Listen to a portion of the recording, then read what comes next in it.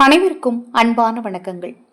சந்தர்ப்பமும் சூழ்நிலையும் நல்லவர்களை கெட்டவர்களாக்கி, கெட்டவர்களை உத்தமர்களாக்கி நிற்க வைத்துவிடும்.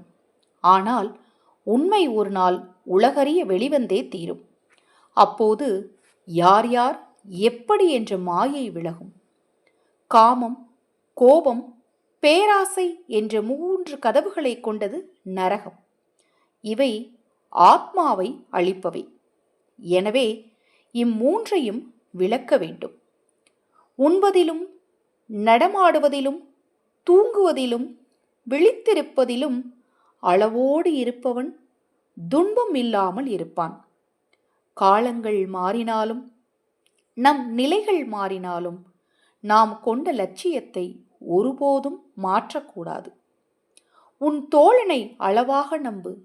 ஒரு நாள் அவன் உன் எதிரியாகலாம். உன் பகைவனை அளவோடு வெறு.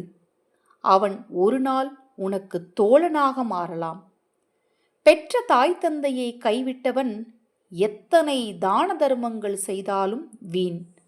அவன் செய்யும் பிரார்த்தனைகளை இறைவன் ஏற்பதில்லை. உன்னோடு நான் இருக்கிறேன், உனக்காக நான் இருக்கிறேன்.